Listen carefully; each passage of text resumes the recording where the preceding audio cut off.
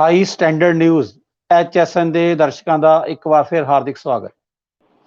ਮੈਂ ਤੁਹਾਡਾ ਆਪਣਾ ਗੁਰਪ੍ਰੀਤ ਸਿੰਘ ਸੰਧੂ ਹਾਜ਼ਰਾਂ ਲੈ ਕੇ ਅੱਜ ਦਾ ਲਾਈਵ ਅੱਜ ਦੀ ਗੱਲ ਕਰਦੇ ਹਾਂ ਤੇ ਪਿਛਲੀ ਰਾਤ ਜਲੰਧਰ ਦੇ ਵਿੱਚ ਬਹੁਤ ਵੱਡਾ ਹੰਗਾਮਾ ਖੜਾ ਹੋ ਗਿਆ।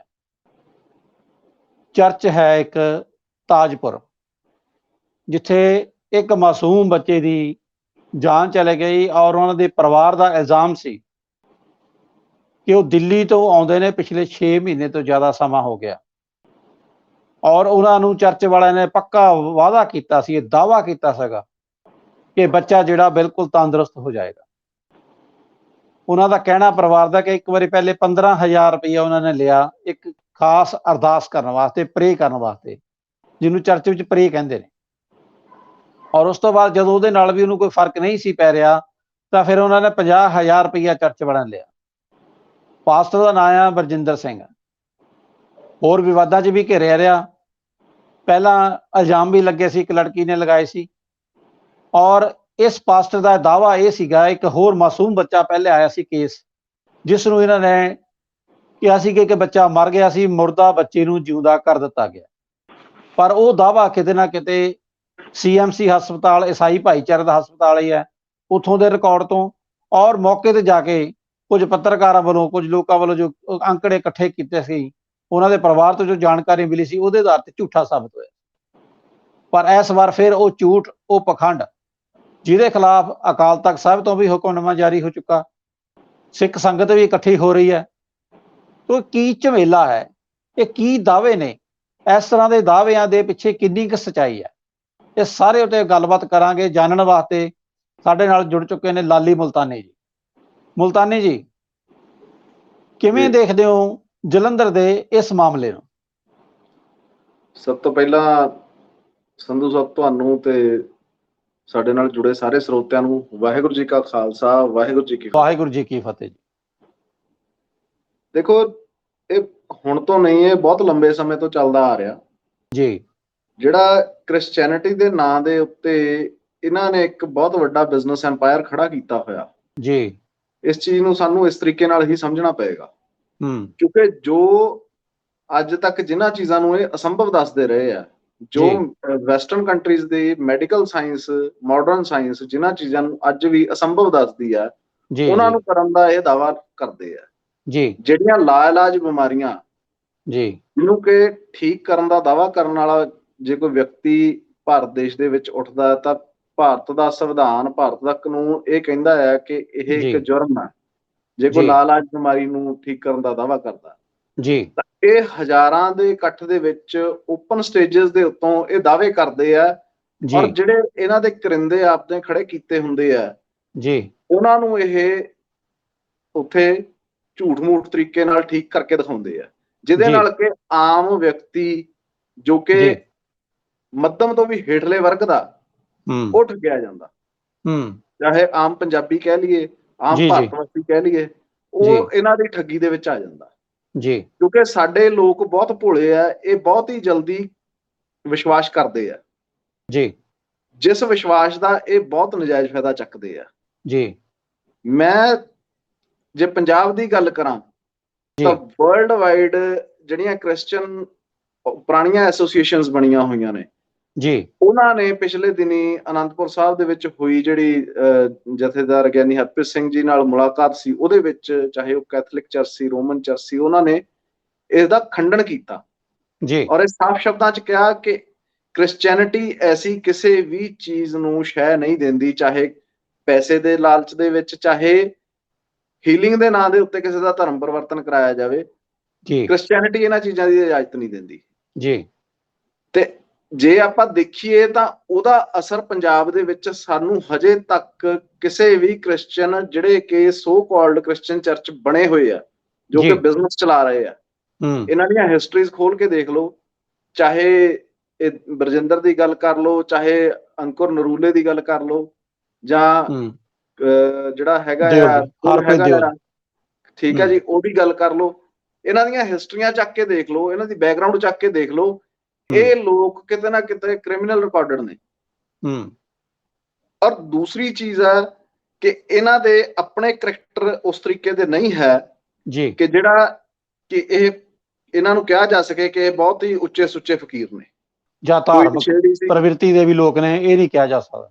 ਬਿਲਕੁਲ, ਕਿਉਂਕਿ ਕਿਸੇ ਦੇ ਨਾਲ ਨਸ਼ੇੜੀ ਹੋਣ ਦਾ ਲੇਬਲ ਲੱਗਿਆ ਹੋਇਆ, ਕਿਸੇ ਦੇ ਨਾਂ ਨਾਲ ਇੱਕ ਰੇਪਿਸਟ ਦਾ ਜਿਹੜਾ ਜੋ ਕਿ ਜ਼ਿਆਦਾ ਪੁਰਾਣਾ ਨਹੀਂ ਆ।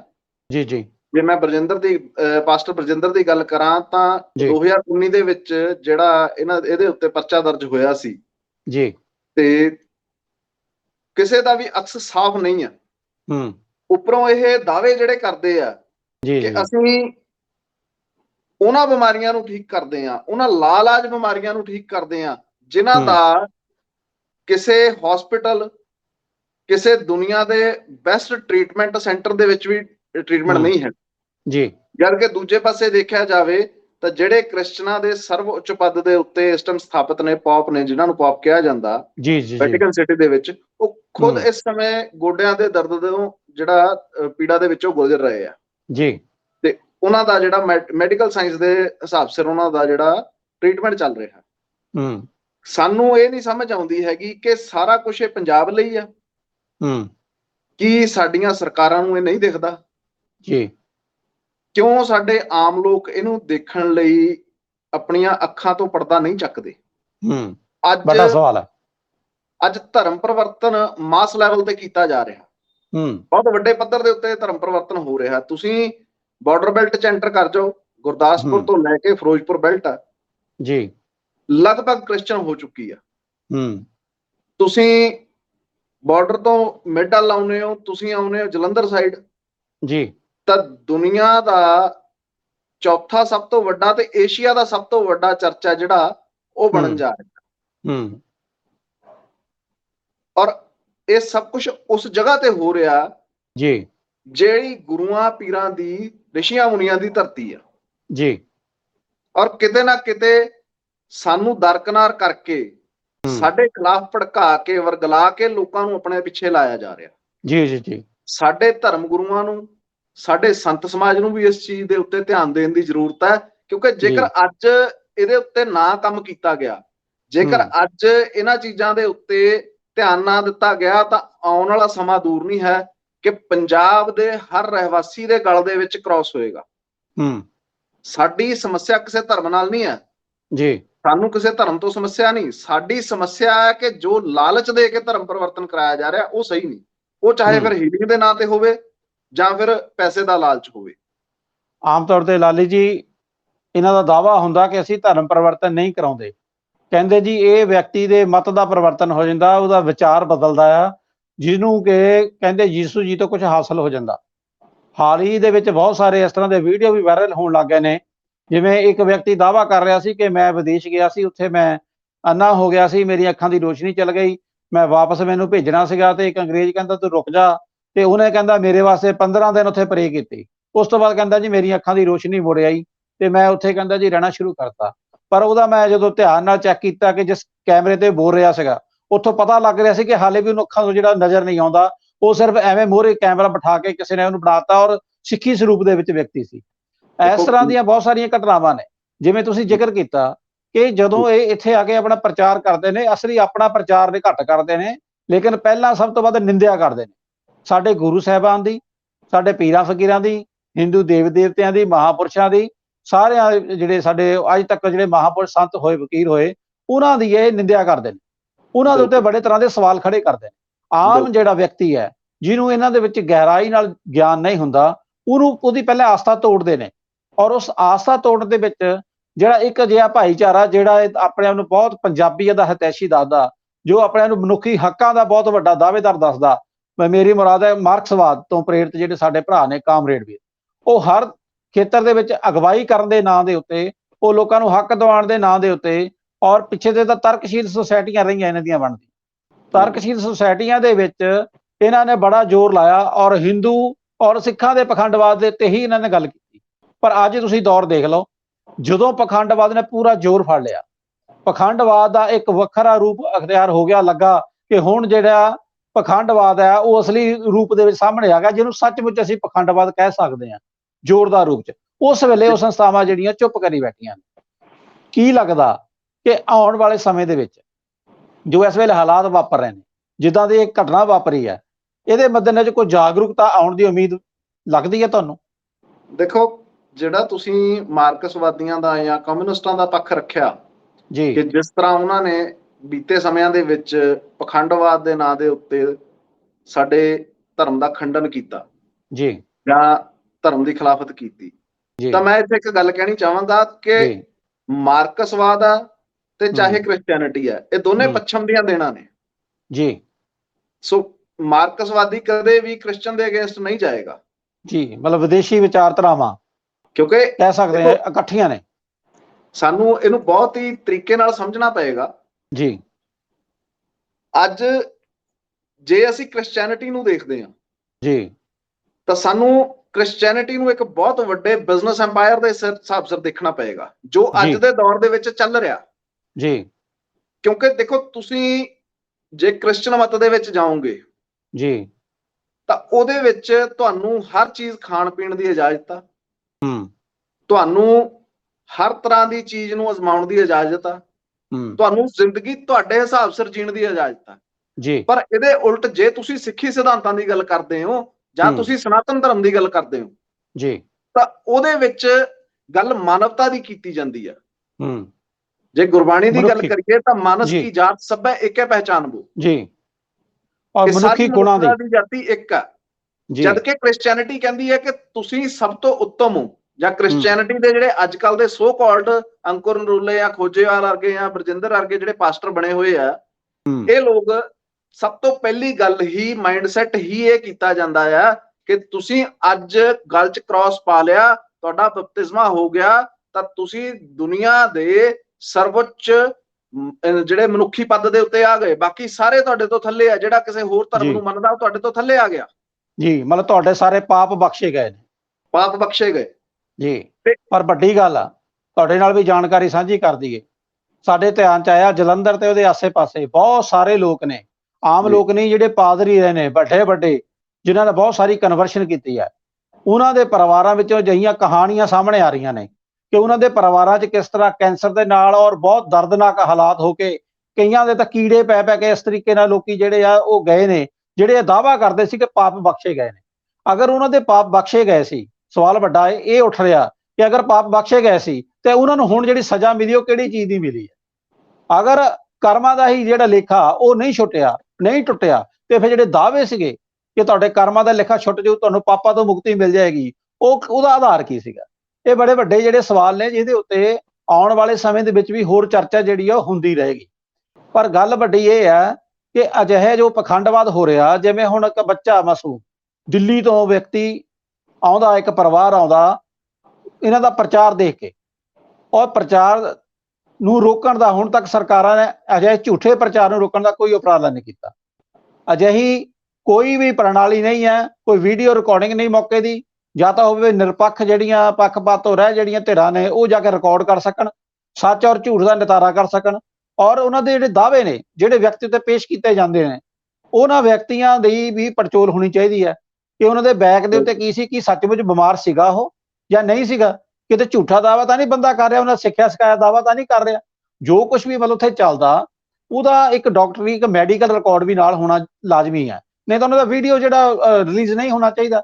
ਜੇ ਅਜਿਹਾ ਕੋਈ ਕਾਰਾ ਕਰਦਾ ਉਹਦੇ ਖਿਲਾਫ ਕਾਰਵਾਈ ਹੋਣੀ ਚਾਹੀਦੀ।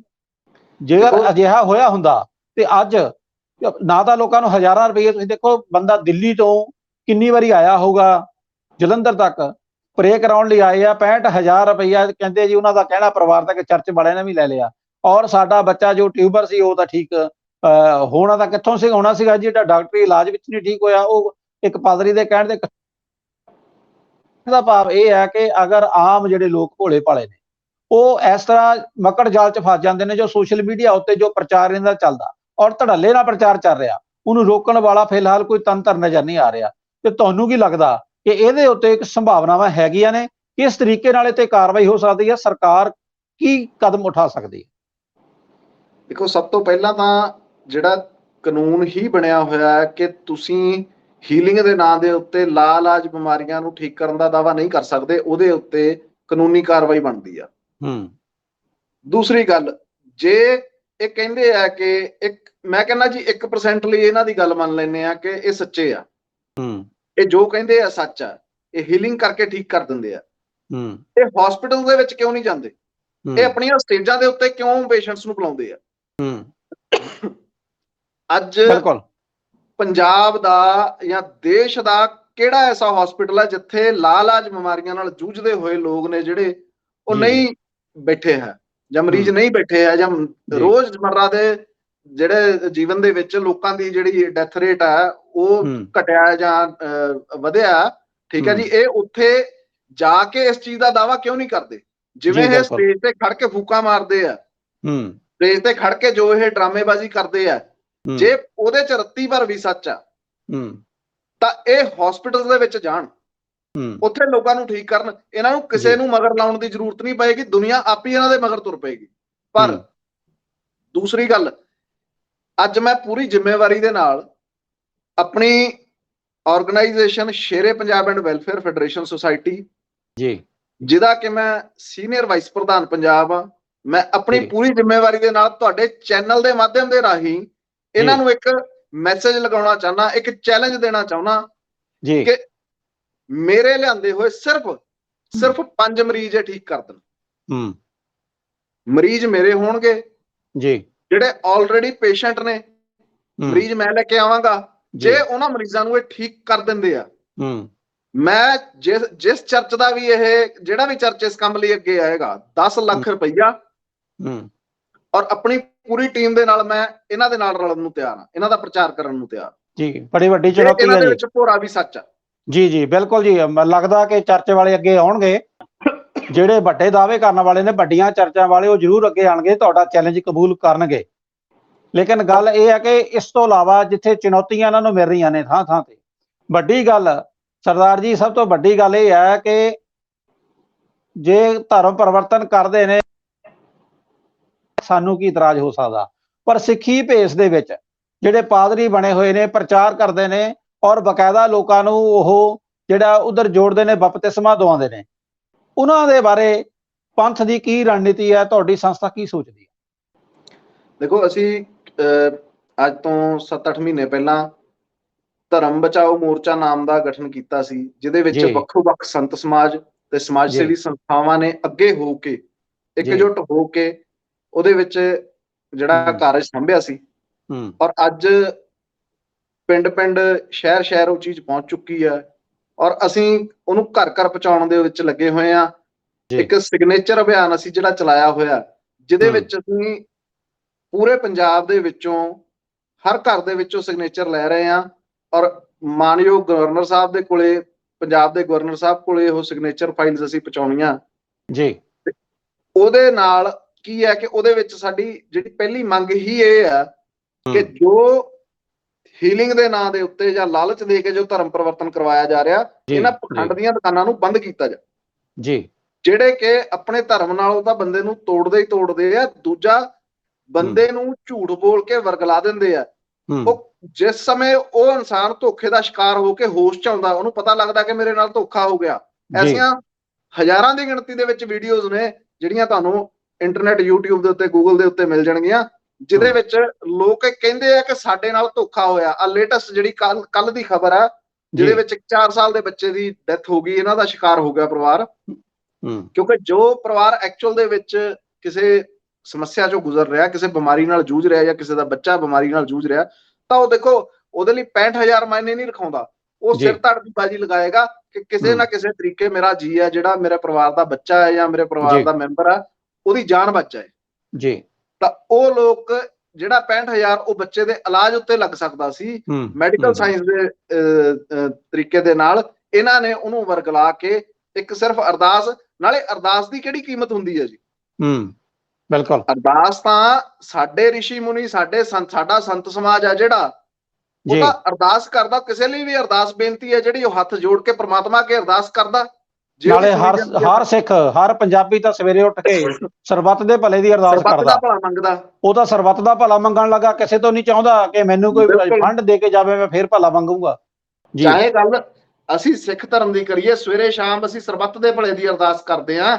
ਜੇ ਮੰਦਰਾਂ ਦੀ ਗੱਲ ਕਰੀਏ, ਸਨਾਤਨ ਧਰਮ ਦੇ ਵਿੱਚ ਸਵੇਰੇ ਸ਼ਾਮ ਸ਼ਾਂਤੀ ਜਿਹੜਾ ਮੰਤਰ ਉਚਾਰਿਆ ਜਾਂਦਾ, ਮੈਨੂੰ ਸਮਝ ਨਹੀਂ ਆਉਂਦੀ ਵੀ ਇਹ ਐਸੀ ਕਿਹੜੀ ਅਰਦਾਸ ਕਰਦੇ ਆ ਜਿਹਦੇ ਵਿੱਚ ਹਜ਼ਾਰਾਂ ਲੱਖ ਰੁਪਈਆ ਲੱਗਦਾ। ਔਰ ਉਹਨਾਂ ਲੋਕਾਂ ਨੂੰ ਠੱਗ ਕੇ, ਉਹਨਾਂ ਲੋਕਾਂ ਨੂੰ ਵਰਗਲਾ ਕੇ ਫਿਰ ਉਹਨਾਂ ਦਾ ਧਰਮ ਪਰਿਵਰਤਨ ਕਰਾਇਆ ਜਾਂਦਾ। ਇਹਦੇ ਚ ਲਾਲੀ ਜੀ ਸਭ ਤੋਂ ਵੱਡੀ ਗੱਲ ਇਹ ਹੈ ਕਿ ਪਿਛਲੇ ਦਿਨੀ ਜਦੋਂ ਜਥੇਦਾਰ ਅਕਾਲ ਤਖਤ ਸਾਹਿਬ ਵੱਲੋਂ ਬਿਆਨਬਾਜ਼ੀ ਆਈ, ਉਹਨਾਂ ਨੇ ਤਾਂ ਗੰਭੀਰ ਨੋਟਿਸ ਲਿਆ। ਉਸ ਤੋਂ ਬਾਅਦ ਜਿਸ ਵੇਲੇ ਹੰਗਾਮਾ ਹੋਇਆ ਤਰਨਤਾਰਨ ਵਾਲਾ, ਔਰ ਉਸ ਤੋਂ ਬਾਅਦ ਜਿਹੜੇ ਕੁਝ ਈਸਾਈ ਪਾਦਰੀ ਨੇ ਵਿਚਾਰਧਾਰਾਵਾਂ ਦੇ, ਅਲੱਗ ਵਿਚਾਰਧਾਰਾਵਾਂ ਦੇ, ਉਹ ਅੱਗੇ ਆਏ ਨਹੀਂ। ਉਹਨਾਂ ਨੇ ਕਿਹਾ ਜੀ ਪਖੰਡਵਾਦ ਨਾਲ ਸਾਡਾ ਕੋਈ ਲੈਣਾ ਦੇਣਾ ਨਹੀਂ ਹੈ। ਪਰ ਵੱਡੀ ਗੱਲ ਇਹ ਹੈ ਕਿ ਹੁਣ ਤੱਕ ਉਹ ਪਾਦਰੀ ਵੀ ਬੋਲ ਨਹੀਂ ਸੀ ਰਹੇ। ਇਹਨਾਂ ਦੇ ਪਖੰਡ ਨੂੰ ਉਹ ਪਿੱਛੇ ਰਹਿ ਕੇ ਦੇਖ ਰਹੇ ਸੀ। ਕਿਤੇ ਇਸ ਤਰ੍ਹਾਂ ਦਾ ਨਹੀਂ ਲੱਗਦਾ ਕਿ ਉਹ ਜਾਣ ਬੁੱਝ ਕੇ ਜਿਹੜੇ ਇਸ ਤਰ੍ਹਾਂ ਢੀਠ ਬਣੇ ਹੋਏ ਸੀ, ਕਿ ਜਿਨ੍ਹਾਂ ਨੂੰ ਇਹ ਲੱਗਦਾ ਸੀ ਵੀ ਕੋਈ ਗੱਲ ਨਹੀਂ, ਇਹ ਜੇ ਪਖੰਡ ਰਾਹੀਂ ਵੀ ਕਰਦੇ ਆ, ਇਹ ਸਾਡਾ ਜਿਹੜਾ ਪੈਗੰਬਰ ਹੈ ਜਿਹਨੂੰ ਅਸੀਂ ਮੰਨਦੇ ਕਿ ਉਹ ਇੱਕੋ ਇੱਕ ਖੁਦੀ ਪਰਮਾਤਮਾ ਆ ਜਾਂ ਪਰਮੇਸ਼ਰ ਹੈ, ਜਾਂ ਉਹ ਪਰਮੇਸ਼ਰ ਦਾ ਇੱਕੋ ਇੱਕ ਔਲਾਦ ਆ, ਵੀ ਵਿਸ਼ਵਾਸ ਤਾਂ ਉਹਦੇ ਚ ਪੈਦਾ ਕਰ ਰਹੇ ਨਾ ਲੋਕਾਂ ਦਾ। ਵੀ ਅੱਜ ਜਿਹੜਾ ਬੰਦਾ ਇੱਥੇ ਜੁੜੂਗਾ ਤੇ ਉਹ ਜੇ ਸਾਡੇ ਨਾਲ ਜੁੜਿਆ ਤੇ ਇਹਦਾ ਲੌਂਗ ਰਨ ਜਾ ਕੇ ਉਹ ਕਨਵਰਟ ਹੋ ਕੇ ਜ਼ਰੂਰ ਸਾਡੇ ਚ ਸ਼ਾਮਲ ਹੋਊਗਾ। ਤੇ ਇਹ ਜਿਹੜੀ ਨੀਤੀ ਹੈ, ਇਹਨੂੰ ਬੇਨਕਾਬ ਕਰਨ ਵਾਸਤੇ ਜਾਂ ਅੱਜ ਦੇ ਸਿੱਖ ਸੰਸਥਾਵਾਂ ਜਿਹੜੀਆਂ, ਉਹ ਕਿਸ ਤਰੀਕੇ ਦੀ ਰਣਨੀਤੀ ਅਡਾਪਟ ਕਰ ਸਕਦੀਆਂ ਨੇ। ਜਿਵੇਂ ਆਪਾਂ ਨਿਹੰਗ ਸਿੰਘਾਂ ਦੀ ਗੱਲ ਕਰਦੇ ਹਾਂ, ਨਿਹੰਗ ਸਿੰਘਾਂ ਨੂੰ ਤਾਂ ਜਕਾਰੇ ਗਜਾਣੇ ਆਉਂਦੇ ਆ ਤੇ ਉਹਦਾ ਸੋਧਾ ਲਾਉਣ ਵਾਲਾ ਜਿਹੜਾ ਕੰਮ ਹੈ ਉਧਰਲੇ ਪਾਸੇ ਨੂੰ ਤੁਰ ਪੈਂਦੇ ਆ। ਪਰ ਉਹਦੇ ਨਾਲ ਕਿਤੇ ਨਾ ਕਿਤੇ ਕਾਨੂੰਨ ਵਿਵਸਥਾ ਦੀ ਜਿਹੜੀ ਸਮੱਸਿਆ ਜਿਹੜੀ ਸਾਹਮਣੇ ਆ ਜਾਂਦੀ ਹੈ। ਜਿੱਥੇ ਕਾਨੂੰਨ ਦੀ ਗੱਲ ਕਰਦੇ ਆ, ਜਿਹੜਾ ਸਾਡਾ ਪੁਲਿਸ ਤੰਤਰ ਹੈ, ਜਿਹਨੇ ਪਰਚਾ ਦਰਜ ਕਰਨਾ ਹੁੰਦਾ, ਜਿਹਨੇ ਸੁਣਵਾਈ ਕਰਨੀ ਹੁੰਦੀ, ਉਹ ਵੀ ਕਿਤੇ ਨਾ ਕਿਤੇ ਖੁਦ ਹੀ ਬਹੁਤ ਸਾਰੇ ਵੀਡੀਓ ਹੈ ਜਿਹਦੇ ਵਿੱਚ ਖੁਦ ਜਿਹੜੇ ਵਰਦੀ ਸਮੇਤ ਜਿਹੜੇ ਆ ਮੁਲਾਜ਼ਮ ਆ ਉਹ ਡੋਬਾ ਲਾਉਂਦੇ ਦੇਖੇ ਗਏ ਆ। ਤੋ ਤੁਹਾਨੂੰ ਕੀ ਲੱਗਦਾ ਕਿ ਕੀ ਕੀਤਾ ਜਾ ਸਕਦਾ ਇਸ ਮੌਕੇ ਤੇ, ਜਿਹਦੇ ਨਾਲ ਕਿ ਇੱਕ ਸਾਫ ਸੁਥਰਾ ਢੰਗ ਨਾਲ ਜੇ ਕੋਈ ਪ੍ਰਚਾਰ ਕਰਨਾ ਚਾਹੇ ਉਹ ਕਰੇ, ਪਰ ਆ ਜਿਹੜਾ ਬੇਈਮਾਨੀ ਕਰਕੇ, ਇਹ ਜਿਹੜਾ ਧੋਖੇਬਾਜ਼ੀ ਕਰਕੇ ਜਿਹੜਾ ਤੰਤਰ ਚਲਾਇਆ ਜਾ ਰਿਹਾ, ਇਹ ਤੇ ਰੋਕ ਲੱਗ ਸਕੇ। ਦੇਖੋ 1857 ਦੇ ਵਿੱਚ, ਮੈਂ ਗੱਲ ਥੋੜੀ ਪਿੱਛੇ ਲੈ ਕੇ ਜਾਵਾਂਗਾ, 1857 ਦੇ ਵਿੱਚ ਜਦੋਂ ਕ੍ਰਾਂਤੀ ਸੰਗਰਾਮ ਹੋਇਆ, ਸੁਤੰਤਰਤਾ ਸੰਗਰਾਮ ਕੀਤਾ ਗਿਆ ਜੀ, ਜਿਹੜੀ ਸਭ ਤੋਂ ਪਹਿਲੀ ਕ੍ਰਾਂਤੀ ਆ ਜੀ, ਉਸ ਸਮੇਂ ਜਿਹੜਾ ਆਧਾਰ ਸੀ, ਉਹ ਤੁਸੀਂ ਜਦੋਂ ਕਿਤੇ ਹਿਸਟਰੀ ਨੂੰ ਡੀਪ ਰਿਸਰਚ ਕਰੋਗੇ ਤਾਂ ਉਹ ਆਧਾਰ ਹੀ ਧਰਮ ਪਰਿਵਰਤਨ ਸੀ। ਇਹ ਧਰਮ ਪਰਿਵਰਤਨ ਕੋਈ ਨਵਾਂ ਨਹੀਂ ਸ਼ੁਰੂ ਹੋਇਆ ਜੀ। ਤੁਸੀਂ ਜਦੋਂ ਉਹਨੂੰ ਪੜ੍ਹੋਗੇ, ਅੱਜ ਤੁਹਾਨੂੰ ਮੈਂ ਤੁਹਾਡੇ ਚੈਨਲ ਦੇ ਮਾਧਿਅਮ ਰਾਹੀਂ ਇੱਕ ਕਿਤਾਬ ਦਾ ਰੈਫਰੈਂਸ ਦੇਣਾ ਜੀ, ਜਿਹਦੇ ਵਿੱਚ ਜਿਹੜਾ ਕਿਤਾਬ ਦਾ ਨਾਮ ਹੈ ਭਾਰਤ ਵਿਖੰਡਨ ਜੀ, ਅਰਵਿੰਦਨ ਨੀਲਕੰਦਨ ਤੇ ਦੂਜਾ ਰਾਜੀਵ ਮਲਹੋਤਰਾ ਜੀ ਦੀ ਬੁੱਕ ਹੈ ਉਹ ਜੀ। ਜੀ ਬਿਲਕੁਲ। ਉਹ ਇਹਦੇ ਵਿੱਚ ਹਰੇਕ ਇਹਨਾਂ ਦੇ ਕ੍ਰਿਸਚੈਨਿਟੀ ਦੇ ਹਰ ਪੱਖ ਨੂੰ ਡਿਫਾਈਨ ਕਰਦੇ ਆ, ਕਿਉਂਕਿ ਉਹ ਖੁਦ ਕਿਸੇ ਸਮੇਂ ਦੇ ਉੱਤੇ ਏਸ਼ੀਆ ਦੇ ਇੰਚਾਰਜ ਰਹੇ ਆ। ਉਹ ਕਹਿੰਦੇ ਜਦੋਂ ਤੱਕ ਮੈਂ ਬਾਹਰ ਸੀ, ਮੈਂ ਅਮਰੀਕਾ ਦੇ ਵਿੱਚ ਬੈਠਿਆ ਸੀ, ਤਾਂ ਮੈਨੂੰ ਐ ਲੱਗਦਾ ਸੀ ਕਿ ਜਿਹੜਾ ਕ੍ਰਿਸਚੈਨਿਟੀ ਹੈ, ਜਿਹੜਾ ਚਰਚ ਹੈ, ਇਹ ਲੋਕਾਂ ਦਾ ਭਲਾ ਕਰ ਰਹੇ ਆ। ਪਰ ਕਹਿੰਦੇ ਜਦੋਂ ਮੈਂ ਇਹਨਾਂ ਦੇ ਵਿੱਚ ਡੀਪਲੀ ਵੜ ਗਿਆ, ਜਦੋਂ ਮੈਂ ਇੱਕ ਚਾਰਜਿੰਗ ਲੈਵਲ ਤੇ ਪਹੁੰਚ ਗਿਆ ਜਿੱਥੇ ਮੇਰੇ ਹੱਥ 'ਚ ਚਾਰਜ ਸੀ, ਤਾਂ ਕਹਿੰਦੇ ਮੈਨੂੰ ਉੱਥੇ ਜਾ ਕੇ ਸਮਝ ਆਈ ਕਿ ਇਹ ਲੋਕ ਭਲਾ ਨਹੀਂ ਕਰ ਰਹੇ, ਇਹ ਆਪਣਾ ਐਮਪਾਇਰ ਫੈਲਾ ਰਹੇ ਆ ਜੀ। 16ਵੀਂ 17ਵੀਂ ਸਦੀ ਦੇ ਵਿੱਚ, 18ਵੀਂ ਸਦੀ ਦੇ ਵਿੱਚ ਕੰਪਨੀ ਰਾਜ ਆਇਆ, ਕੰਪਨੀ ਤੋਂ ਬਾਅਦ ਬ੍ਰਿਟਿਸ਼ਰ ਰੂਲ ਆਇਆ। ਉਸ ਤੋਂ ਬਾਅਦ ਇਹਨਾਂ ਨੇ ਕੀ ਦੇਖਿਆ ਕਿ ਇਸ ਤਰੀਕੇ ਨਾਲ ਜਬਰੀ ਕੰਮ ਨਹੀਂ ਚੱਲਣਾ, ਤੁਸੀਂ ਉਹਨਾਂ ਲੋਕਾਂ ਦਾ ਧਰਮ ਹੀ ਪਰਿਵਰਤਨ ਕਰਦੇ ਹੋ। ਜਦੋਂ ਧਰਮ ਪਰਿਵਰਤਨ ਹੋ ਗਿਆ ਤਾਂ ਲੋਕ ਆਟੋਮੈਟਿਕਲੀ ਤੁਹਾਡੇ ਪਿੱਛੇ ਚੱਲਣ ਲੱਗ ਜਾਣਗੇ, ਤੁਹਾਨੂੰ ਕਿਸੇ ਦੇਸ਼ ਦੇ ਵਿੱਚ ਬੈਠ ਕੇ ਰਾਜ ਕਰਨ ਦੀ ਜ਼ਰੂਰਤ ਨਹੀਂ ਆ ਜੀ। ਜਦੋਂ ਮਾਨਸਿਕਤਾ ਹੀ ਗੁਲਾਮ ਕਰ ਦਿੱਤੀ ਗਈ, ਦੇਖੋ ਕਿਸੇ ਵੀ ਦੇਸ਼, ਕਿਸੇ ਵੀ ਸੰਸਕ੍ਰਿਤੀ ਨੂੰ ਜੇ ਗੁਲਾਮ ਕਰਨਾ ਹੋਵੇ ਤਾਂ ਉੱਥੇ ਦਾ ਇਤਿਹਾਸ ਖਤਮ ਕਰ ਦਿੱਤਾ ਜਾਵੇ, ਔਰ ਦੂਜੀ ਚੀਜ਼ ਹੈ ਕਿ ਆਪਣੀ ਸੰਸਕ੍ਰਿਤੀ ਨੂੰ ਉਹਨਾਂ ਦੇ ਉੱਤੇ ਥੋਪ ਦਿੱਤਾ ਜਾਵੇ, ਇਹ ਕਹਿ ਕੇ ਕਿ ਅਸੀਂ ਤੁਹਾਡੇ ਤੋਂ ਉੱਤਮ ਆ ਜੀ। ਬਿਲਕੁਲ ਬਿਲਕੁਲ ਲਾਲੀ ਜੀ, ਤੁਹਾਡੀ ਗੱਲ ਤੋਂ ਮੈਨੂੰ ਯਾਦ ਆਈ ਹੈ, ਜਿਹੜੇ ਤੁਸੀਂ ਗੱਲ ਦੱਸੀ ਹੈ ਕਿ ਇੱਕ ਤਰੀਕੇ ਨਾਲ ਕਨਵਰਟ ਕੀਤਾ ਜਾ ਰਿਹਾ ਤਾਂ ਕਿ ਸੱਤਾ ਹਾਸਲ ਕੀਤੀ ਜਾ ਸਕੇ, ਹਿੰਦੁਸਤਾਨ ਦੇ ਵਿੱਚ ਵੀ ਸੱਤਾ ਹਾਸਲ ਕੀਤੀ ਜਾ ਸਕੇ। ਪਿੱਛੇ ਜੇ ਮੇਰੇ ਘਰ ਕੋਈ ਬੁੱਕਲੈਟ ਜਿਹੜੀ ਆ ਉਹ ਜ਼ਬਰਦਸਤੀ ਕੋ ਸੁੱਟ ਗਿਆ ਪ੍ਰਚਾਰ ਦੀ, ਤੇ ਮੈਂ ਉਹਨੂੰ ਜਦੋਂ ਪੜ੍ਹਨਾ ਸ਼ੁਰੂ ਕੀਤਾ ਤੇ ਉਹਦੇ ਚ ਤਾਰੀਫ ਤੇ ਕੀਤੀ ਸੀ ਯਿਸੂ ਮਸੀਹ ਦੀ, ਪਰ ਅਖੀਰ ਨੂੰ ਜਾ ਕੇ ਇਸ ਤਰ੍ਹਾਂ ਦੇ ਹਾਲਾਤ ਬਣਾਤੇ, ਇੱਕ ਥਾਂ ਤੇ ਡਰਾ ਦਿੱਤਾ ਗਿਆ ਕਿ ਜਿਹੜੇ ਯਿਸੂ ਵਿੱਚ ਵਿਸ਼ਵਾਸ ਨਹੀਂ ਕਰਨਗੇ ਉਹ ਅੱਗ ਦੀ ਝੀਲ ਵਿੱਚ ਸੁੱਟੇ ਜਾਣਗੇ, ਉਹ ਪਤਾ ਨਹੀਂ ਗੰਧਕ ਦੀ ਕਿਹੜੀ ਅੱਗ ਹੈ ਉਹ ਚ ਸੁੱਟੇ ਜਾਣਗੇ, ਉਹ ਬਿਲਕੁਲ ਬੁਰੀ ਤਰੀਕੇ ਨਾਲ ਸੜ ਜਾਣਗੇ। ਉਸ ਤੋਂ ਬਾਅਦ ਕਹਿੰਦੇ ਜਿਹੜੇ ਬਚ ਜਾਣਗੇ ਉਹਨਾਂ ਵਾਸਤੇ ਪ੍ਰਭੂ ਯਿਸੂ ਮਸੀਹ ਆਪਣੇ ਜਿਹੜੇ ਦੇਵੀ ਦੇ ਆਪਣੇ ਨਾਲ ਦੇ ਜਿਹੜੇ ਹੈਗੇ ਨੇ, ਉਹਨਾਂ ਨੂੰ ਕੁਛ ਹੋਰ ਕਹਿੰਦੇ ਨੇ ਜਿੱਦਾਂ ਦੇਵਤੇ, ਉਹਨਾਂ ਦੇ ਵੱਡੇ ਪੈਗੰਬਰ, ਉਹ ਇੱਕ ਕੌਮਾਂਤਰੀ ਪੱਧਰ ਦੇ ਉੱਪਰੋਂ ਕਹਿੰਦੇ ਬਹੁਤ ਵੱਡੇ ਜਹਾਜ਼ ਦੇ ਰਾਹੀਂ ਇਸ ਧਰਤੀ ਉੱਤੇ ਉਤਰਨਗੇ ਤੇ ਉਹਨਾਂ ਦੀ ਸ਼ਰਨ ਵਿੱਚ ਜਿਹੜਾ ਆਊਗਾ ਤੇ ਫਿਰ ਉਹ ਰਾਜ ਸਥਾਪਿਤ ਕਰਨਗੇ। ਤੇ ਮੈਂ ਬੜਾ ਇਹ ਦੇਖ ਕੇ ਬੜਾ ਹੈਰਾਨ ਹੋਇਆ। ਮੈਂ ਕਿਹਾ ਯਾਰ ਇਹ ਬਰੀਕੀ ਨਾਲ ਅਗਰ ਦੇਖਿਆ ਜਾਵੇ ਤੇ ਫਿਰ ਇਹੋ ਹੀ ਗੱਲ ਹੈ ਕਿ ਪਹਿਲਾਂ ਵਿਸ਼ਵਾਸੀ ਪੈਦਾ ਕਰੋ, ਮੂਰਤੀ ਪੂਜਾ ਦੇ ਖੰਡਨ ਦੇ ਨਾਂ ਤੇ ਤੁਸੀਂ ਇੱਕ ਮੂਰਤੀ ਸਥਾਪਿਤ ਕਰੋ, ਜਿਹੜੀ ਮੂਰਤੀ ਖੁੱਲੇ ਬਾਲਾਂ ਵਾਲੀ ਆ, ਚਿੱਟੇ ਤੁਹਾਡੇ ਕੱਪੜੇ ਪਹਿਨੇ, ਅੰਗਰੇਜ਼ਾਂ ਵਾਲਾ ਦੇਖਣ ਨੂੰ ਲੱਗਦਾ, ਔਰ ਉਸ ਤਰ੍ਹਾਂ ਦੇ ਲੋਕ ਹੋਰ ਆਣਗੇ, ਚਿੱਟੇ ਚੋਲੇ ਪਾ ਕੇ ਬਹੁਤ ਵੱਡੇ ਜਹਾਜ਼ ਰਾਹੀਂ ਉਤਾਰ ਦਿਓ।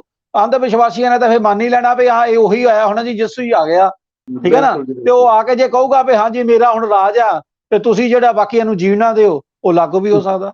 ਸੋ ਜਿਹੜੀ ਤੁਸੀਂ ਗੱਲ ਕਹਿ ਰਹੇ ਆ ਬੜੀ ਗੰਭੀਰ ਮੁੱਦਾ ਆ, ਔਰ ਸੱਚਮੁੱਚ ਪ੍ਰਚਾਰ ਇਸੇ ਤਰੀਕੇ ਨਾਲ ਕੀਤਾ ਜਾ ਰਿਹਾ ਕਿ ਸਾਡੀ ਮਾਨਸਿਕਤਾ ਦੇ ਵਿੱਚ ਘੁਸਪੈਠ ਕੀਤੀ ਜਾ ਰਹੀ ਹੈ। ਸਾਡੇ ਮਨਾਂ ਦੇ ਵਿੱਚੋਂ ਤੁਸੀਂ ਹੈਰਾਨ ਮੰਨਣਾ, ਪਿਛਲੇ ਦਿਨੀ ਅਸੀਂ ਸਾਡੀ ਵੀਡੀਓ ਵੀ ਪਾਇਆ ਸੀ ਅਸੀਂ, ਤੇ ਉਹਦੇ ਵਿੱਚ ਇੱਕ ਬੀਬੀ ਜੀ ਨੇ ਦੱਸਿਆ ਸੀਗਾ ਕਿ ਕਿਸ ਤਰ੍ਹਾਂ ਇਹ ਸਿੱਧਾ ਸਿੱਧਾ ਸਾਡੇ ਗੁਰੂ ਸਾਹਿਬਾਨ ਦੇ ਖਿਲਾਫ, ਇਹਨੂੰ ਗੁਰੂ ਗ੍ਰੰਥ ਸਾਹਿਬ ਮਹਾਰਾਜ ਦੇ ਖਿਲਾਫ ਵੀ ਬੋਲਦੇ। ਕਈ ਵਾਰੀ ਕਹਿੰਦੇ ਤੁਹਾਡੀ ਬਿਮਾਰੀ ਦਾ ਕਾਰਨ ਹੀ ਤੁਹਾਡਾ ਦੇਵੀ ਦੇਵਤਾ ਆ, ਤੁਹਾਡਾ ਇਸ਼ਟ ਆ। ਤੋ ਜਦੋਂ ਇਦਾਂ ਦੀਆਂ ਗੱਲਾਂ ਕਰਦੇ ਨੇ, ਮੈਂ ਸਮਝਦਾ ਕਿ ਹੁਣ ਵੇਲਾ ਆ ਗਿਆ, ਜਦੋਂ ਇਦਾਂ ਦੀਆਂ ਗੱਲਾਂ ਕਰਦੇ ਨੇ ਉੱਥੇ ਹੀ ਉਹਨੂੰ ਜਿਹੜਾ ਪਾਸਟਰ ਨੂੰ ਰੋਕਿਆ ਜਾਣਾ ਚਾਹੀਦਾ, ਨਿੱਜੀ ਲਾਲਚ ਤੋਂ ਉੱਪਰ ਉੱਠ ਕੇ। ਕਿਉਂਕਿ ਸੱਚਾਈ ਇਹ ਹੈ ਕਿ ਵਿਸ਼ਵਾਸ ਤੁਸੀਂ ਕਿਸੇ ਵੀ ਚੀਜ਼ ਤੇ ਕਰ ਲਓ, ਵਿਸ਼ਵਾਸ ਦੀ ਠੀਕ ਹੈ ਜਿੱਤ ਹੁੰਦੀ ਹੈ, ਪਰ ਵਿਸ਼ਵਾਸ ਤੁਸੀਂ ਆਪਣੇ ਆਪ ਤੇ ਕਰ ਲਓ, ਮੈਨੂੰ ਲੱਗਦਾ ਉਹ ਵੀ ਬਹੁਤ ਵੱਡੀ ਤੁਹਾਡੀ ਜਿਹੜੀ ਆ ਉਹ ਪ੍ਰਾਪਤੀ ਦਾ ਇੱਕ ਮਾਰਗ ਬਣ ਜਾਂਦਾ। ਜਿਹੜੇ ਲੋਕ ਧਿਆਨ ਨਾਲ ਜੁੜੇ ਹੋਏ ਆ, ਮੈਡੀਟੇਸ਼ਨ ਨਾਲ ਜੁੜੇ ਹੋਏ, ਲੋਕ ਜਾਣਦੇ ਨੇ ਕਿ ਤੁਸੀਂ ਵਿਸ਼ਵਾਸ ਦੇ ਨਾਲ ਆਪਣੇ ਨਾਲ ਜਿਹੜਾ ਮਰਜ਼ੀ ਕੰਮ ਕਹੋ ਉਹ ਪੂਰਾ ਉਤਰ ਜਾਂਦਾ। ਤੇ ਨਾਲੇ ਇਹਨਾਂ ਦੀ ਚਰਚਾ ਦੇ ਵਿੱਚ ਤਾਂ ਜ਼ਿਆਦਾ ਕਰਕੇ ਸਮੱਸਿਆ ਉਹ ਹੈ ਕਿ ਆਮ ਜਿਹੜੇ ਲੋਕੀ ਮਾਨਸਿਕ ਤੌਰ ਤੇ ਪੀੜਤ ਨੇ, ਤੁਸੀਂ ਦੇਖਿਆ ਹੋਣਾ ਕਈ ਥਾਂ ਤੇ ਬੜੇ ਤਰੀਕੇ ਨਾਲ ਮੂੰਹ ਸਿਰ ਬਣਾ ਕੇ ਹੋਰ ਤਰ੍ਹਾਂ ਮਿਊਜ਼ਿਕ ਲਗਾ ਕੇ ਉੱਚੀ ਜਿਹੀ ਉਹ ਕਮਲਿਆਂ ਵਾਂਗੂ ਲੋਕੀ ਜਿਹੜੇ ਨਚਾਏ ਹੁੰਦੇ ਇਹਨਾਂ ਨੇ। ਮੈਨੂੰ ਲੱਗਦਾ ਉਹ ਜਿਹੜਾ ਅੰਦਰਲੀ ਉਹਨਾਂ ਦੇ ਭੜਾਸ ਹੈ ਵਿਅਕਤੀਆਂ ਦੇ ਅੰਦਰ ਦੀ, ਉਹ ਇੱਕ ਤਰੀਕੇ ਨਾਲ ਰਿਮੂਵ ਕੀਤੀ ਜਾ ਰਹੀ ਹੁੰਦੀ ਹੈ। ਸੋ ਇੱਕ ਜਿਹਨੂੰ ਹੀਲਿੰਗ ਕਹਿੰਦੇ ਆ, ਹੀਲਿੰਗ ਦਾ ਮਤਲਬ ਤਾਂ ਇਹੀ ਹੈ ਥੋੜੀ ਜਿਹੀ ਰਾਹਤ ਜ਼ਰੂਰ ਮਿਲਦੀ ਹੋਗੀ ਵਕਤੀ ਤੌਰ ਤੇ, ਪਰ ਇਲਾਜ ਪੱਕਾ ਨਹੀਂ ਹੁੰਦਾ। ਇਹ ਸਾਡੇ ਲੋਕਾਂ ਨੂੰ ਜਿਹੜਾ ਉਹ ਸਮਝ ਲੈਣਾ ਚਾਹੀਦਾ। ਸੋ ਤੁਸੀਂ ਕੋਈ ਇਸ ਤਰ੍ਹਾਂ ਦਾ ਤੁਹਾਡੇ ਜ਼ਿਹਨ ਵਿੱਚ ਕੋਈ ਐਸੀ ਖਾਸ ਗੱਲ ਆ ਜਿਹੜੀ ਤੁਹਾਨੂੰ ਲੱਗਦਾ ਹੋ ਕਿ ਆਉਣ ਵਾਲੇ ਸਮੇਂ ਦੇ ਵਿੱਚ ਜਿਹੜੀ ਆ ਹੋ ਸਕਦੀ ਹੈ, ਇਹਨਾਂ ਦੇ ਖਿਲਾਫ ਕਾਰਵਾਈ ਜਿਹੜੀ ਆ ਉਹ ਕਿਵੇਂ ਹੋ ਸਕਦੀ ਹੈ, ਜਿਹਦੇ ਨਾਲ ਧਰਮ ਦੇ ਖਿਲਾਫ, ਧਰਮਾਂ ਦੇ ਭਾਈਚਾਰੇ ਇੱਕ ਦੂਜੇ ਦੇ ਖਿਲਾਫ ਨਾ ਖੜੇ ਹੋਣ, ਜਿਹੜੇ ਪਖੰਡੀ ਲੋਕ ਆ ਉਹੀ ਬੇਨਕਾਬ ਹੋਣ, ਉਹਨਾਂ ਖਿਲਾਫ ਕਾਰਵਾਈ। ਦੇਖੋ, ਸਭ ਤੋਂ ਪਹਿਲਾਂ ਤਾਂ ਮੈਂ ਇਹੀ ਕਹਿਣਾ ਚਾਹੁੰਦਾ ਕਿ ਸਾਡਾ ਜਿਹੜਾ ਸੰਤ ਸਮਾਜ ਆ ਜੀ, ਜਾਂ ਸਾਡੀਆਂ ਜਿਹੜੀਆਂ ਪੰਥਕ ਜਥੇਬੰਦੀਆਂ ਨੇ, ਚਾਹੇ SGPC ਹੈ, ਚਾਹੇ ਨਿਹੰਗ ਸਿੰਘ ਜਥੇਬੰਦੀਆਂ ਨੇ, ਉਹਨਾਂ ਸਭ ਨੂੰ ਮੇਰੀ ਹੱਥ ਜੋੜ ਕੇ ਇੱਕ ਬੇਨਤੀ ਆ ਜੀ ਕਿ ਅੱਜ ਜੇਕਰ ਅਸੀਂ ਆਪਣੇ ਧਰਮ ਨੂੰ ਨਾ ਸੰਭਾਲਿਆ, ਜੇਕਰ ਅੱਜ ਅਸੀਂ ਆਪਣੇ ਸਮਾਜ ਨੂੰ ਨਾ ਸਾਂਭਿਆ, ਤਾਂ ਆਉਣ ਵਾਲਾ ਸਮਾਂ ਸਾਨੂੰ ਪਛਤਾਣ ਦਾ ਵੀ ਮੌਕਾ ਨਹੀਂ ਦੇਵੇਗਾ। ਜਿੰਨੀ ਸਪੀਡ ਨਾਲ ਇਹ ਵੱਧ ਰਹੇ ਆ, ਪਿੱਛੇ ਜੇ ਇੱਕ ਫੋਟੋ ਕਾਫੀ ਵਾਇਰਲ ਹੋਈ ਸੀ, ਜੋ ਗਿਣਤੀ ਉਸ ਫੋਟੋ ਦੀ ਦੱਸੀ ਜਾ ਰਹੀ ਸੀ, ਅੰਕੁਰ ਨਰੂਲੇ ਦਾ ਅੰਮ੍ਰਿਤਸਰ ਦੇ ਵਿੱਚ ਪ੍ਰੋਗਰਾਮ ਹੋਇਆ ਸੀ ਅੱਜ ਤੋਂ 1 ਮਹੀਨਾ ਪਹਿਲਾਂ, ਤਕਰੀਬਨ 8 ਲੱਖ ਦੀ ਗਿਣਤੀ ਦੱਸੀ ਜਾ ਰਹੀ ਸੀ। ਤੁਸੀਂ ਇਹ ਦੇਖੋ, ਜੇ ਗੁਰੂ ਕੀ ਨਗਰੀ, ਚਲੋ 8 ਲੱਖ ਨਹੀਂ ਵੀ ਮੰਨਦੇ, ਜੇ ਉਹਦਾ ਅੱਧਾ ਵੀ ਮੰਨ ਲੈਂਦੇ ਹੋ ਤਾਂ 4 ਲੱਖ ਬੰਦਾ ਇਕੱਠਾ ਕਰਨਾ ਕੋਈ ਸੌਖਾ ਨਹੀਂ ਹੈ। ਜੇ 4 ਲੱਖ ਬੰਦਾ ਧਰਮ ਪਰਿਵਰਤਨ ਦੇ ਨਾਂ ਦੇ ਉੱਤੇ, ਉਹਦਾ ਆਪਾਂ 8 ਲੱਖ ਦਾ ਅੱਧ ਵੀ ਲਾਉਨੇ ਆ, ਜੇ ਧਰਮ ਪਰਿਵਰਤਨ ਦੇ ਨਾਂ ਦੇ ਉੱਤੇ ਗੁਰੂ ਕੀ ਨਗਰੀ ਦੇ ਵਿੱਚ ਇੰਨੇ ਲੋਕ ਇਕੱਠੇ ਕੀਤੇ ਜਾ ਸਕਦੇ ਆ, ਤਾਂ ਉਹਨਾਂ ਦੀ ਸਪੀਡ ਕੀ ਹੋਊਗੀ। ਬਿਲਕੁਲ। ਗੁਰਦਾਸਪੁਰ, ਮਾਝਾ ਬੈਲਟ, ਜਿੰਨਾ ਮਾਝਾ ਏਰੀਆ, ਮਾਝਾ ਜ਼ੋਨ, ਸਾਰਾ ਹੀ ਗੁਰੂ ਸਾਹਿਬਾਨਾਂ ਦੇ ਇਤਿਹਾਸ ਨਾਲ ਭਰਿਆ ਹੋਇਆ, ਗੁਰੂ ਸਾਹਿਬਾਨਾਂ ਦੀ ਚਰਨ ਛੋਹ ਧਰਤੀ ਆ।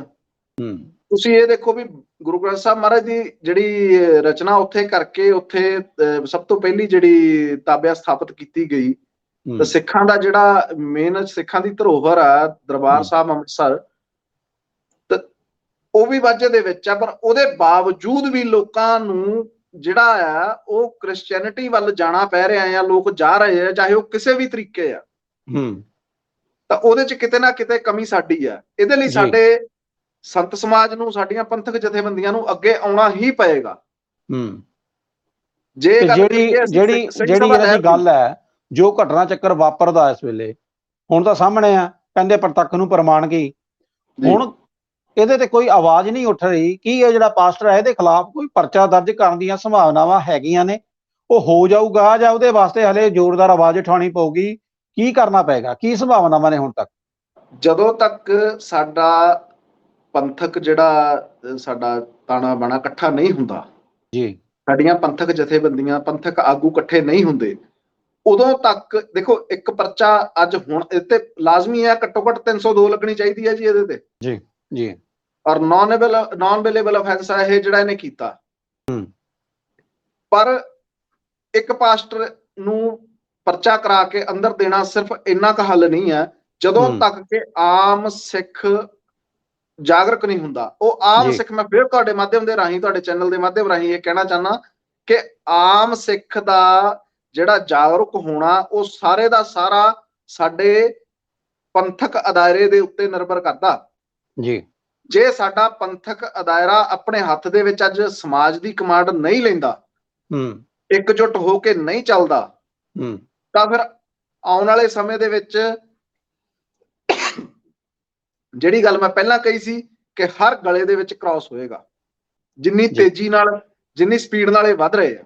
ਜੀ ਤੁਸੀਂ ਬਹੁਤ ਬਹੁਤ ਤੁਹਾਡਾ ਧੰਨਵਾਦ ਲਾਲੀ ਜੀ। ਤੁਸੀਂ ਇਹ ਦੇਖੋ ਕਿ ਜਿਸ ਸਮੇਂ ਸਿੰਘ ਸਭਾ ਲਹਿਰ ਚੱਲੀ, ਜੀ ਜਿਹੜੀ ਪਹਿਲੀ ਸਿੰਘ ਸਭਾ ਲਹਿਰ ਸੀ, ਉਹ ਉੱਠੀ ਹੀ ਧਰਮ ਪਰਿਵਰਤਨ ਦੇ ਅਗੇਂਸਟ ਸੀ। ਜੀ ਉਦੋਂ ਵੀ ਅੰਗਰੇਜ਼ ਇਹੀ ਕੰਮ ਕਰ ਰਹੇ ਸੀ। ਹਾਂ, 4-5 ਜਿਹੜੇ ਵੱਡੇ ਪਰਿਵਾਰਾਂ ਦੇ ਬੱਚੇ ਸੀ, ਜੀ ਵੱਡੇ ਪਰਿਵਾਰਾਂ ਨਾਲ ਸੰਬੰਧਿਤ ਬੱਚੇ ਸੀ। ਬਿਲਕੁਲ। ਸੋ ਸਾਨੂੰ ਇਸ ਚੀਜ਼ ਨੂੰ ਸਮਝਣਾ ਪਏਗਾ ਕਿ ਸਾਨੂੰ ਆਪਸੀ ਜਿਹੜੇ ਮਨਮਟਾਵ ਖਤਮ ਕਰਕੇ, ਜੇ ਕਿਸੇ ਦੇ ਮਨ 'ਚ ਕਿਸੇ ਪ੍ਰਤੀ ਕੁਝ ਹੈ ਵੀ ਹੈ ਜਾਂ ਅੱਗੇ ਆਉਣ ਦੀਆਂ, ਖੁਦ ਨੂੰ ਵੱਡਾ ਦੱਸਣ ਨੂੰ, ਇਹਨਾਂ ਚੀਜ਼ਾਂ ਨੂੰ ਛੱਡ ਕੇ ਸਾਨੂੰ ਸਮਾਜ ਬਾਰੇ, ਧਰਮ ਬਾਰੇ ਸੋਚਣਾ ਪਏਗਾ, ਤਾਂ ਹੀ ਇਹਦੀ ਬੱਚਤ ਹੋ ਸਕਦੀ ਹੈ। ਨਹੀਂ ਤਾਂ ਅੱਜ ਜੋ ਪਿੱਛੇ ਸੁਣਨ ਦੇ ਵਿੱਚ ਆਇਆ ਸੀ, ਜਿਸ ਸਮੇਂ ਇਹ ਘਟਨਾ ਵਾਪਰੀ ਹੈ ਜਿੱਥੇ ਨਿਹੰਗ ਸਿੰਘਾਂ ਵਾਲੀ, ਜਿੱਥੇ ਉਹ ਪਾਸਟਰ ਦਾ ਪ੍ਰੋਗਰਾਮ ਰੋਕਿਆ ਗਿਆ, ਜੀ ਉਸ ਤੋਂ ਬਾਅਦ ਜੋ ਪਾਸਟਰਾਂ ਦੇ ਬਿਆਨ ਆਏ ਆ ਕਿ ਤੁਹਾਡੇ ਗੁਰਦੁਆਰਾ ਸਾਹਿਬ ਜਿਹੜੇ ਹੈਗੇ ਆ ਉਹ ਵਿਦੇਸ਼ਾਂ ਦੇ ਵਿੱਚ ਵੀ ਨੇ, ਫਿਰ ਤੁਹਾਨੂੰ ਦੇਖ ਲਾਂਗੇ। ਤੁਸੀਂ ਇਹ ਦੇਖੋ ਕਿ ਉਸ ਤੋਂ ਬਾਅਦ ਇੱਕ ਹਿਸਾਬ ਦੀ ਸ਼ਾਂਤੀ ਹੋ ਗਈ ਸਾਰੇ ਪਾਸੇ। ਔਰ ਇਹ ਬਹੁਤ ਮੰਦਭਾਗੀ ਗੱਲ ਹੈ ਕਿ ਐਡੇ ਵੱਡੇ ਚੈਲੰਜ ਤੋਂ ਬਾਅਦ ਕੋਈ ਬੋਲਿਆ ਹੀ ਨਹੀਂ। ਜਦੋਂ ਕਿ ਵੱਡੀ ਗੱਲ ਜਿਹੜੀ ਜਾਣਨ ਵਾਲੀ ਇਹ ਹੈ ਕਿ ਜਿਹੜੇ ਅਸਲ ਈਸਾਈ ਆਪਣੇ ਨੂੰ ਕਹਿੰਦੇ ਨੇ, ਜਿਹੜੇ ਕਿ ਉਹਨਾਂ ਚਰਚਾਂ ਦੇ ਵਾਰਸ ਨੇ, ਉਹ ਤਾਂ ਇਦਾਂ ਦੀ ਧਮਕੀ ਨਾ ਤਾਂ ਦਿੰਦੇ ਆ, ਨਾ ਉਹਨਾਂ ਨੂੰ ਇਸ ਤਰ੍ਹਾਂ ਦਾ ਪਤਾ ਵੀ ਇਸ ਤਰ੍ਹਾਂ ਦਾ ਕੁਝ ਹੋ ਨਹੀਂ ਸਕਦਾ। ਜਦੋਂ ਕਿ ਸਾਰੇ ਜਿਹੜੇ ਫਰਜ਼ੀ ਪਾਸਟਰ ਨੇ, ਜਿਹੜੇ ਸਾਰੇ ਪਖੰਡਵਾਦ ਦੇ ਵਿੱਚ ਲਿਪਤ ਹੋਏ ਨੇ, ਧਮਕੀਆਂ ਉਹੀ ਦੇ ਰਹੇ ਨੇ। ਔਰ ਅਸੀਂ ਲੋਕੀ ਜਿਹੜੇ ਆ, ਅਸੀਂ ਇਹਨਾਂ ਦਾ ਨਖੇੜਾ ਨਹੀਂ ਕਰ ਪਾ ਰਹੇ। ਜਿਵੇਂ ਬਾਕੀ ਤੁਸੀਂ ਗੱਲ ਕੀਤੀ ਆ, ਜੀ ਜੀ ਤੁਸੀਂ ਸਾਡੇ ਨਾਲ ਜੁੜੇ, ਸਾਡੇ ਮੰਚ ਤੇ ਆ ਕੇ ਆਪਣੀ ਗੱਲਬਾਤ ਰੱਖੀ, ਤੁਹਾਡਾ ਬਹੁਤ ਬਹੁਤ ਧੰਨਵਾਦ। ਔਰ ਲਾਲੀ ਜੀ ਦਾ ਇਹੋ ਹੀ ਕਹਿਣਾ ਕਿ ਇਹ ਸਭ ਤੋਂ ਵੱਡੀ ਜਿਹੜੀ ਸਮੱਸਿਆ ਉਹ ਇਹ ਹੈ ਕਿ ਜ਼ਿੰਮੇਵਾਰੀ ਬਸ ਸਾਡੀਆਂ ਸੰਸਥਾਵਾਂ ਨੂੰ ਨਿਭਾਉਣੀ ਚਾਹੀਦੀ ਹੈ। ਪਰ ਮੈਂ ਸਮਝਦੇ ਹਾਂ, ਅਸੀਂ ਇਸ ਚੈਨਲ ਦੇ ਮਾਧਿਅਮ ਰਾਹੀਂ ਅਸੀਂ ਆਪਣੇ ਦਰਸ਼ਕਾਂ ਨੂੰ ਬੇਨਤੀ ਕਰ ਦਈਏ ਕਿ ਸਾਨੂੰ ਲੱਗਦਾ ਕਿ ਇਹ ਸਿਰਫ ਤੇ ਸਿਰਫ ਅਸੀਂ ਸੰਸਥਾਵਾਂ ਦੇ ਉੱਤੇ ਵੀ ਨਾ ਸੁੱਟੀਏ। ਅਸੀਂ ਜਿਹੜੇ ਚੈਨਲ, ਅਸੀਂ ਵੱਖ-ਵੱਖ ਇਸ ਤਰ੍ਹਾਂ ਦੇ ਵਿਚਾਰ ਚਰਚਾ ਕਰਦੇ ਰਹਿੰਦੇ, ਇਸ ਤਰ੍ਹਾਂ ਦੀ ਜਿਹੜੀਆਂ ਖਬਰਾਂ ਨੇ, ਅਸੀਂ ਉਹਨਾਂ ਨੂੰ ਵੀ ਸੋਸ਼ਲ ਮੀਡੀਆ ਦੇ ਉੱਤੇ ਵੱਧ ਤੋਂ ਵੱਧ ਜਿਹੜੀ ਆ ਉਹ ਅੱਗੇ ਤੱਕ ਫੈਲਾਈਏ, ਕਿ ਇਹਦੇ ਉੱਤੇ ਕੋਈ ਰੋਕ ਟੋਕ ਨਹੀਂ ਹੁੰਦੀ। ਅਸੀਂ ਆਪਣਾ ਜਿਹੜਾ ਪ੍ਰਚਾਰ ਆ, ਜਿਹੜੀ ਅਸੀਂ ਸੱਚਾਈ ਆ, ਅਸੀਂ ਉਹਨੂੰ ਵੱਧ ਤੋਂ ਵੱਧ ਲੋਕਾਂ ਤੱਕ ਫੈਲਾਈਏ। ਔਰ ਇਸੇ ਤਰ੍ਹਾਂ ਬੇਨਤੀ ਕਰਾਂਗੇ ਕਿ HSN ਦੀ ਜਿਹੜਾ ਇਹ ਸਾਡੀ ਲਾਈਵ ਚਰਚਾ, ਇਹਨੂੰ ਵੀ ਤੁਸੀਂ ਵੱਧ ਤੋਂ ਵੱਧ ਸ਼ੇਅਰ ਕਰੋ, ਤਾਂ ਕਿ ਵੱਧ ਤੋਂ ਵੱਧ ਸਾਡੇ ਜਿਹੜੇ ਲੋਕ ਆ, ਸਾਡੇ ਸਿੱਖ ਨੇ, ਪੰਜਾਬੀ ਭੈਣ ਭਰਾ ਨੇ, ਉਹ ਸਾਰੇ ਇਸ ਚੀਜ਼ ਤੋਂ ਜਿਹੜੇ ਆ ਉਹ ਜਾਗਰੂਕ ਹੋ ਸਕਣ। ਔਰ ਬਚਾਓ ਵਿੱਚ ਹੀ ਬਚਾਓ ਹੈ। ਕਿਸੇ ਨੂੰ ਮਾੜਾ ਕਹਿਣ ਤੋਂ ਚੰਗਾ ਇਹ ਹੈ ਕਿ ਆਪਣਾ ਘਰ ਨੂੰ ਸੰਭਾਲੀਏ, ਉਹਦੇ ਵਾਸਤੇ ਅੱਗੇ ਆਈਏ। ਤੋ ਆਓ ਰਲ ਮਿਲ ਸਾਰੇ ਉਪਰਾਲਾ ਕਰੀਏ, ਵੀਡੀਓ ਨੂੰ ਵੱਧ ਤੋਂ ਵੱਧ ਸ਼ੇਅਰ ਕਰੀਏ ਤੇ ਕਮੈਂਟ ਕਰਕੇ ਆਪੋ ਆਪਣੀ ਰਾਏ ਜ਼ਰੂਰ ਦੇਣਾ। ਇੱਥੇ ਹੀ ਗੱਲਬਾਤ ਖਤਮ ਕਰਦੇ ਹਾਂ। ਬਹੁਤ ਬਹੁਤ ਧੰਨਵਾਦ।